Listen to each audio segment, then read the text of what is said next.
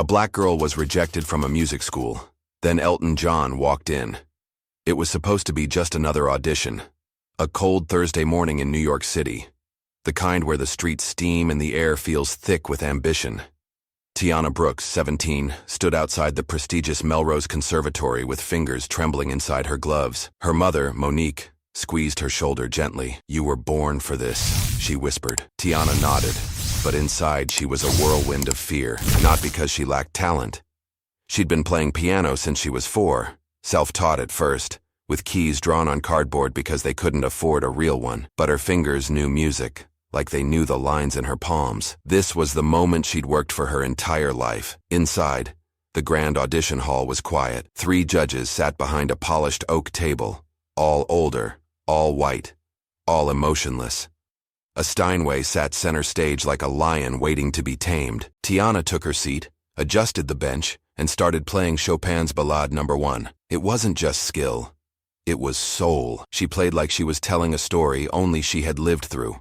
Of pain, persistence, and dreams bigger than her neighborhood allowed. When she finished, silence lingered in the air. One of the judges cleared his throat. "Technically, fine," he said, not meeting her eyes, "but the conservatory is looking for students with a certain polish." Another added, "There's a level of refinement we expect. You might consider community college." Tiana froze. The words didn't hit her like a slap. They sank, slowly, like poison in the bloodstream. Monique stormed in, barely hiding her fury. "What does refinement mean? She played that piece better than most adults I've heard." But the judges were done. They scribbled something, closed their folders, and left. Tiana stood there, heart thudding, unsure if she should cry or apologize for existing. They didn't say it, but she knew what they meant. Wrong background, wrong skin. As she turned to leave, she heard a voice behind her. Calm, British, unmistakable. "Mind if I have a word?" She spun around, and there he was. Elton John, sitting in the back row, sunglasses off, eyes fixed on her. He had seen everything, but what he would do next would shock the entire room. For a moment, everything froze. Tiana wasn't sure if it was real, if the man walking toward her in the velvet jacket and silver-rimmed glasses was actually Elton John, or just a trick of the imagination her brain had invented to soften the blow. But then he smiled. Kind, tired, knowing. "That was breathtaking," he said. "And I've heard Chopin 1,000 times. But you told a story. That's what music is." Tiana blinked, unsure how to respond. "Sir Elton," one of the judges began, clearly rattled. "We didn't know you'd be—" "You didn't," he interrupted, his tone suddenly sharp. "I was invited to observe, quietly. But I've just witnessed something deeply wrong." He turned back to Tiana. "Would you play something else? Anything, just for me." Her hands shook. Yes. Of course." She sat down again. This time she didn't play Chopin. She played herself, an original piece she had written during a stormy night after a neighbor was shot 2 blocks away. It was chaotic, gentle, fierce. It had teeth. When she finished, she didn't look up, but the silence told her everything. Elton was still, eyes closed, breathing in the last notes like they were oxygen. Then he stood and turned to the judges. "You rejected that?" he said quietly, with genuine disbelief. "She's raw," one judge stammered. "Unpolished, like hell she is," Elton cut in. "You weren't listening. You were measuring her against a mold she was never supposed to fit into." The room felt like it had cracked open. Tiana glanced at her mother. Monique's eyes were filled with tears she was trying hard to contain. "I wasn't supposed to say anything today," Elton continued, "but I can't sit silent, because years ago, someone gave me a chance when I wasn't what the world expected. And I made it my mission to pay that forward." Then he turned back to Tiana. "What's your dream?" She hesitated. "I want to play, to create, to make people feel something real." He nodded slowly. "Then I have an idea." He pulled a small leather notebook from his coat, scribbled something, ripped the page and handed it to her. "Call that number. Tell them I sent you. It's a scholarship fund I created for underrepresented musicians. Full ride. London, if you're willing." Tiana stood speechless. "But," he added, voice lowering, "only if you believe you deserve to be there." And just like that, he was gone, back through the hall, out the side door, as if he were never there. The judges sat in stunned silence. Tiana looked down at the note in her hand. Her name was spelled perfectly, his signature unmistakable, but she still didn't know what that call would unlock.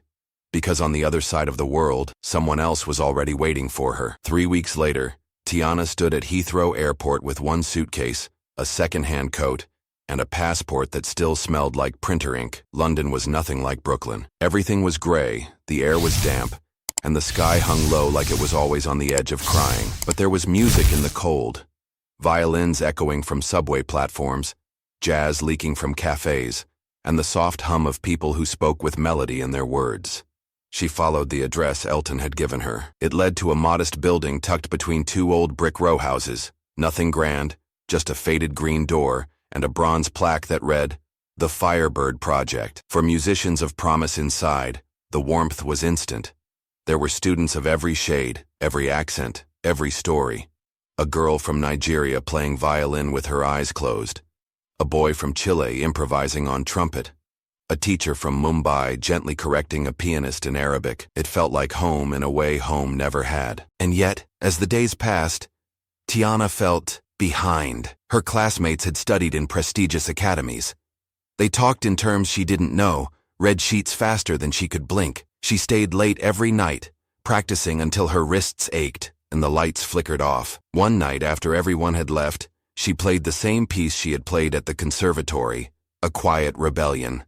But when she finished, there was applause. From the shadows stepped a woman in her 50s, sharp cheekbones, long gray braid, eyes like storms. "I know that song," the woman said. "You wrote it?" Tiana nodded. "I taught Elton. 40 years ago," the woman said. "He sent me a recording of your audition." Tiana's heart stopped. "He said, 'Listen to this soul,' and I did. You have pain in your music, but more importantly, you have truth." The woman, Professor Madeline Whitmore, became her mentor. Under her guidance, Tiana flourished. She began to compose, not just play. She wrote a piece inspired by the subway rides of New York, another by the silence of her old apartment when her mother worked double shifts. Months passed. Her confidence grew, and then came the invitation. The Royal Philharmonic was holding an open composition showcase, a once-in-a-lifetime chance. One winner would have their piece performed at the Royal Albert Hall. Tiana submitted a piece titled Refinement. It was about that room, those judges, that moment. It had sharp notes, aching pauses, and crescendos that mimicked her mother's heartbeat when they walked out rejected. On the night of the showcase, Tiana waited backstage. Her name was last on the list. One by one, the performances ended. Some were technically perfect, others daring and wild. Then it was her turn. As she stepped into the spotlight, the stage lights blinded her. But as she sat, she could just make out a figure in the balcony. Sunglasses, velvet, watching. Elton. She took a breath and began to play. But what happened next wasn't just applause. It was something no one, not even Elton John, could have expected. The first note echoed like a question. Soft, curious, searching. Then came the anger, disguised as dissonance, crashing chords that told of doors slammed and dreams delayed. Tiana's fingers moved like memory, each key pressed with the weight of everything she'd ever been told she wasn't. The crowd sat frozen, not a single cough or whisper. They weren't just listening, they were feeling. Midway through the piece, she slowed. The melody shifted, gentle now, a tribute, a mother's tired hands, a borrowed piano bench, the echo of a little girl tapping rhythms into cardboard keys. When she struck the final note, it lingered, high, hopeful, and almost broken. Silence. Then, a single clap, and another. Then the entire Royal Philharmonic Hall erupted. Tiana stood, breathless, unsure if she was dreaming. But then she saw Elton, on his feet, tears behind his glasses, clapping with the kind of pride only someone who had once been her could understand. Backstage, people rushed to her. Agents, journalists, composers. But before anyone could speak, Professor Whitmore appeared beside her holding her phone. "You need to take this," she said softly. Tiana frowned. "Who is it?" "Your mother." She took the call. On the other end, Monique's voice shook. "I watched the live stream," she said. "Baby, you did it." Tiana tried to speak, but the words got tangled with tears. "She was here," Monique added. "That woman, the judge." Tiana froze. "She came by the house, said she'd been thinking about what happened, said she'd never forget your face, or what Elton said.